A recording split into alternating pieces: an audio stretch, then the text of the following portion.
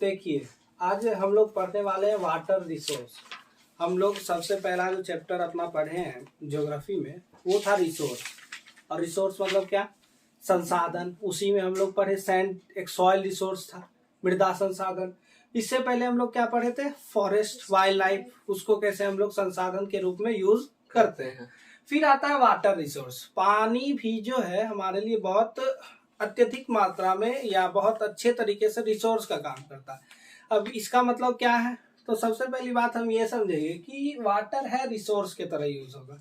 ठीक, आप समझते हो कि रेन वाटर हार्वेस्टिंग होता है, पीने के काम आ रहा है, जीवन को जीने में आसान कर रहा है, तो वो क्या है? रिसोर्स है, संसाधन है।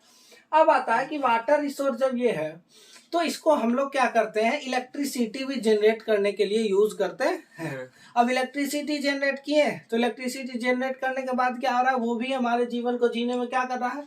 आसान बना रहा है, मदद कर रहा है। तो इस तरह से हम देखेंगे कि वाटर को भी अगर 360 हम लोग देखा जाए तो वाटर भी हम लोगों के जीने के साधन में आता है।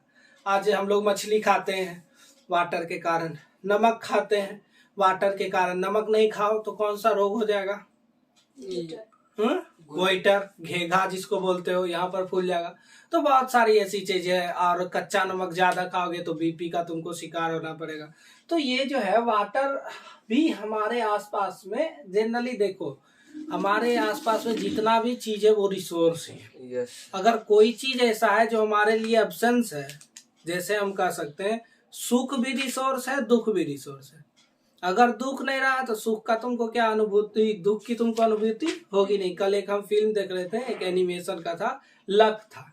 तो लक में था कि एक मतलब ऐसे इमेजिनरी एक वर्ल्ड था, वो बैड लक और गुड लक दोनों बनाता था। ऊपर में बैड गुड लक था, नीचे में बैड लक था। तो जब ऊपर का ग्रेविटेशन हम लोग ऐसे और नीचे का ग्रेविटेशन उल्टा रहता था, नीचे जाते तो पैर ऐसे रहता था। तो उस तरह से हम देखे कि, और उसमें एक चीज बहुत अच्छा कहा कि अगर बैड लक बनना बंद हो जाए तो लोगों को लड़ने की क्षमता खत्म हो जाएगी। अब तुमको कभी रोग नहीं हुआ तो तुम्हारे अंदर जो डिजीज को लड़ने के लिए जो एंटीबायोटिक है वो जनरेट होगा नहीं।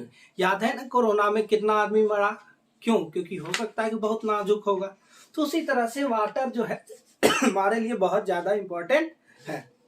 तो अब हम लोग देखते हैं कि हम लोगों को फ्रेश वाटर कितना मौजूद है। कि पानी तो बहुत है हमारे पास, लेकिन पीने योग्य फ्रेश वाटर उतना पानी हम लोगों के पास नहीं है। हम लोग अगर ऊपर से देखें तो पृथ्वी नीला दिखता है, लेकिन नीला दिखने के बाद क्या है कि सारे पृथ्वी के पानी को क्या हम लोग यूज कर सकते हैं? नहीं। तुम गौर से देखोगे कि घर में अगर वाटर हीटर होगा या नहीं भी हीटर होगा, अगर एक केटल होगा वाटर इलेक्ट्रिसिटी पे चलाने वाला, तो उस पर 10 से 15 दिन तुम उसमें पानी उबालो, तुमको पता चलेगा कि उसमें एक नीचे व्हाइट व्हाइट टाइप का लेयर जमने लगता है।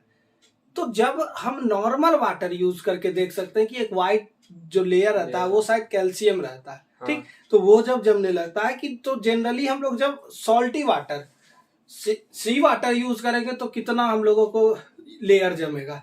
तो सबसे पहली बात है कि 96.5% of the total volume of world's water is estimated to exist as a ocean. 96% लगभग। अब समझो कि इतू सा, अब 100 रुपया में तुमको 5 रुपया दे रहा है, वो भी 5 ने 4.5 दे रहा है, 3.5 दे रहा है। तो 96% जो लगभग वाटर है वो हमारे समुद्र में है, और जो बचा हुआ पानी है वो हम लोग यूज कर रहे हैं। ठीक, तो आता है कि oceans and only 2.5% exist as a fresh water. तो फ्रेश वाटर जो हमारे पास एग्जिस्ट कर रहे हैं वो जनरली सिर्फ 2.5% ही। पानी हमारे पास बहुत है लेकिन उपयोग करने के लिए नहीं है। तो अब आता है कि 2.5% एग्जिस्ट करते हैं। अब आता है कि 70% ऑफ द फ्रेश वाटर, 70% जो है फ्रेश वाटर, वो भी क्या, ये जो 2.5 है ये, इसमें भी 70% जो आपका फ्रेश वाटर है अकर्स एज आइस शीट, वो बर्फ के रूप में जमा हुआ है। अब उसमें भी हम 30% पानी यूज कर रहे हैं। Glaciers in Antarctica, Greenland at the mountainous region of the world. जैसे कि आप देखोगे कि नॉर्थर्न साइड में अंटार्कटिका है जहां पर धूप नहीं पहुंच पाता है सूर्य का, तो वहां पर क्या होता है कि बर्फ जम जाएगा। कभी अगर मैप खोलोगे तो ऊपर में देखना व्हाइट व्हाइट दिखाता है। ग्रीनलैंड साइड रसिया के पास था, ग्रीनलैंड को यूएसए को बेच दिया गया। तो ये सब क्या है कि हम लोग देख सकते हैं कि पानी हमारे पास बहुत है लेकिन हम लोग उसको यूज नहीं कर सकते। जैसे हनुमान जी के पास बुद्धि बहुत था, लेकिन वो यूज नहीं कर पाए। कब किए? जब उनको जामवंत जी याद दिलाए तब। वरना उनको श्राप मिला था कि तुमको जो है विस्मरण हो जाएगा अपनी शक्ति का।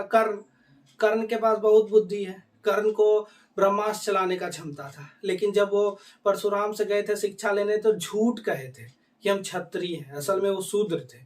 तो जब उसके गोद में सोए हुए थे कर्ण, जब चींटी काटा तो खून निकला था, और वो खून मतलब जब सोए हुए थे तो उनके यहाँ पर जाकर परशुराम जी के गाल पास लगा, और जब लगा तो जब उठे तो बोले कि इतना सहनशील क्षत्रिय नहीं हो सकता, तुम जरूर शूद्र हो।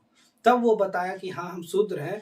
तो जब उसको पता चला उनको, तो उन्होंने श्राप दिया कि तुमको भी जब जरूरी पड़ेगा तब तुमको वो सब शक्ति का विस्मरण हो जाएगा, भूल जाओगे। तो याद है जब सामने में कृष्ण जी और अर्जुन थे, तो कर्ण जब सामने में ब्रह्मास्त्र चलाने के लिए मार रहा था तो भूल गया वो चलाना है। तो हमारे पास है बहुत चीज, लेकिन हमको ये पता नहीं है कि हम उसको उपयोग कैसे करें। हमारे पास जैसे कि पिछले हम चैप्टर में पढ़े हैं कि विंड एनर्जी राजस्थान में बहुत सारा, उस विंड एनर्जी बहुत ज्यादा है, हवा बहुत ज्यादा है, सोलर एनर्जी बहुत ज्यादा है, लेकिन हम लोग यूज उसका नहीं कर पाते। लेकिन राजस्थान में एक बहुत बड़ा एरिया, लगभग सिंगापुर जो जितना बड़ा शहर है उतने बड़े एरिया में न्यू सोलर पार्क बनाया गया है और बन के तैयार हो गया। पूरे विश्व में सबसे बड़ा सोलर पार्क वही है। और अगर ऐसा 70 से 80 सोलर पार्क बना दिया जाए तो शायद तुमको पूरे विश्व में इलेक्ट्रिसिटी जनरेट ही नहीं करना पड़ेगा, सिर्फ सोलर एनर्जी से चल जाएगा पूरा विश्व में। लेकिन उतना पार्क कोई बनाने का क्षमता है नहीं, बहुत सारा दिक्कत है। तो